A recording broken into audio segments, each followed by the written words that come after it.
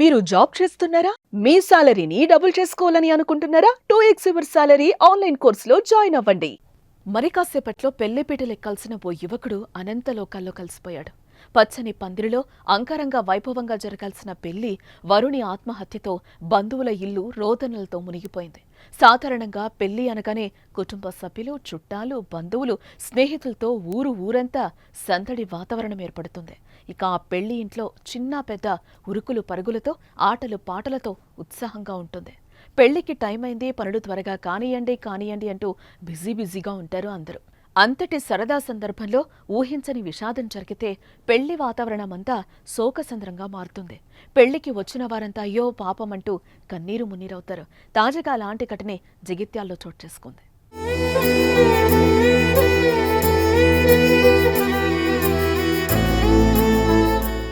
జగిత్యాల జిల్లా మెట్పల్లి మండలం వెల్లుల్ల గ్రామానికి చెందిన లక్కంపల్లి కిరణ్కు అదే గ్రామానికి చెందిన ఓ యువతితో వారం రోజుల క్రితం నిశ్చితార్థం జరిగింది. రేపు ఉదయం 10 గంటలకు ముహూర్తం నిశ్చయమైంది.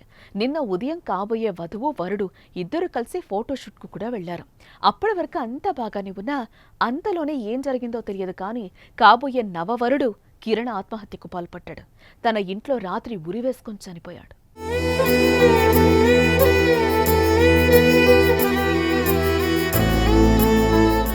ఒక్క రాత్రి గడిస్తే మంగళ వాయిద్యాల మధ్య 7 అడుగులు వేసి అరుంధతి నక్షత్రం సాక్షిగా నూతన వధూవరులు ఒక్కటి కావాల్సిందే.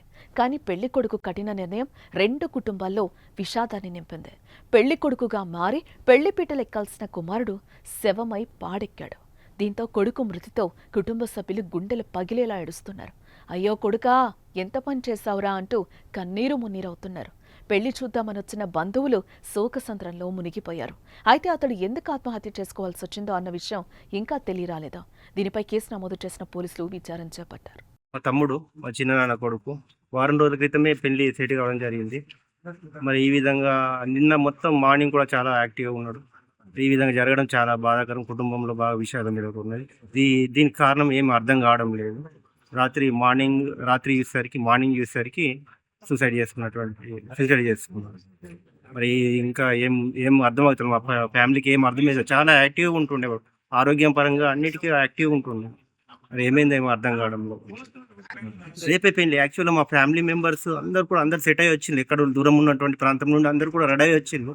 మరి మొత్తం గ్రామంలో కావచ్చు, మా కుటుంబ సభ్యుల్లో, మా కులంలో అందరు కూడా చాలా విషాదకరం ఉంది. వాళ్ళు మార్నింగ్ కూడా ఫోటోలు దిగారు హ్యాపీగా.